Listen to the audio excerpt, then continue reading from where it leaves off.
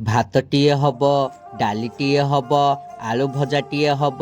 ଏହା ଆମ ଓଡ଼ିଆ ଲୋକଙ୍କ ସାଙ୍ଗରେ ଗୋଟେ ଅଲଗା ପ୍ରକାର ଭାବ ଲାଗି ରହିଛି। ସେମିତି ଆଜି ସକାଳୁ ସକାଳୁ ଆଈକି ପଚାରିଲି, ଆଈ ଭାତ ଡାଲି ଆଳୁ ଭଜା ଟିକେ କରିବି, ଖାଇବୁ କି? ଆଈ ସମ୍ପୂର୍ଣ୍ଣ ଭାବେ କହିଲା, ନା ରେ ନାତି ନା।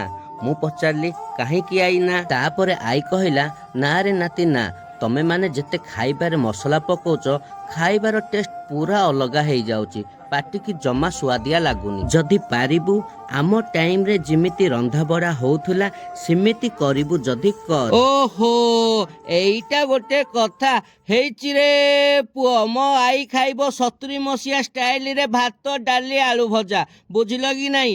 ଡାଲିକି ସର୍ବପ୍ରଥମେ ପାଣି ଦେଇକି ରଗଡ଼ି ମଚକି ଭଲ ଭାବରେ ସଫା କରିଦିଅ। ଚାଲ ନେଇଯିବା।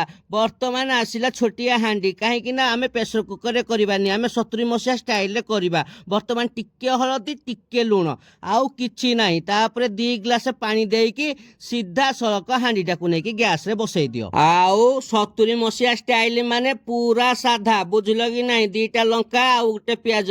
ପିଆଜ ପଡିବନି, ଚାଲ ବର୍ତ୍ତମାନ ଖାଲି ଲଙ୍କା ପଡିବ। ବୋପା ମା, ଆଜିକାଲିଆ ରୋଷେଇରେ ତ କେତେ କଣ ମସଲା ପକଉଛନ୍ତି। 70 ମସିହା ରୋଷେଇରେ ସୋରିଷ ତେଲ ଟିକେ, ସୋରିଷ ଟିକେ, ଲଙ୍କା ଟିକେ, ତାପରେ ଆଳୁ ଭଜାଟା ହବ, ବୁଝିଲ କି ନାହିଁ? ଆଉ କିଛି ନାହିଁ। ତାପରେ କଟର କଟର ଟିକେ ଭାଜି ଦେବେ, ତାପରେ 5-10 ମିନିଟ୍ ପାଇଁ ଘୋଡ଼େଇ ଦେବେ। 5-10 ମିନିଟ୍ ହେଇଗଲା, ଘୋଡ଼ଣି ଉଠେଇ ଦେବେ, ପୁଣି କଟର ଟିକେ ଚଲେଇ ଦେବେ। ହଳଦୀ ଟିକେ ଆଉ ଲୁଣ ଟିକେ, ଆଉ କିଛି ନାହିଁ ରେ ଭାଇ, ହଳଦୀ ଲୁଣ, ପୁଣି କଟର ଚଲେଇ ଦେବେ। ପୁଣି 5 ମିନିଟ୍ ପାଇଁ ଘୋଡ଼ଣି ଦେଇଦେଲା ପରେ ଭଜା ରେଡି। ଆଉ ଦେଖୁନ, ପୁରା ଚହଚହ ହରୁଛି ଭଜା। ଦେଖି ପାରିଲ କି ପାରିଲନି? ହଉ ଚାଲ ଡାଲିଟା ଛୁଙ୍କ ମାରିବା। ଦେଖ, ସୋରିଷ ତେଲ ପଡିଲା, ସୋରିଷ ଟିକେ ପଡିଲା, ଶୁଖିଲା ଲଙ୍କା 2ଟା ପଇଲା, ଆଉ କିଛି ନାହିଁ। କଟର ଟିକେ ଚଲେଇ ଦେଇକିନି ଡାଲିଟା ଛୁଙ୍କ ସିଧା ମାରିଦିଅ, ବୁଝିଲ କି? ସିଧା ମାରିଦିଅ। ଚେଁ ଫୁର ମାରେ ଫୁଟେ ହବ। ଟିକେ କଟର ଚଲେଇ ଦବ।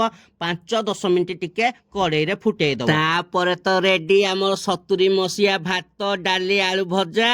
ଷ୍ଟାଇଲ ମାରିକି ଭେସୁଙ୍ଗା ପତ୍ର, ଧନିଆ ପତ୍ର ଗୋଟେ, ଆଉ ପିଆଜ ଟିକେ ନହେଲେ ହବ କି? ସେ 70 ମସିହା ହଉ କି 2024 ମସିହା ହଉ, ବର୍ତ୍ତମାନ ଗେଫ, ବୁଝିଲ କି ନାହିଁ? ଏ ଆଇ, ହେଇଗଲାଣି, ଖାଇବୁ ଆ ଆଲୋ ମାଇଆ।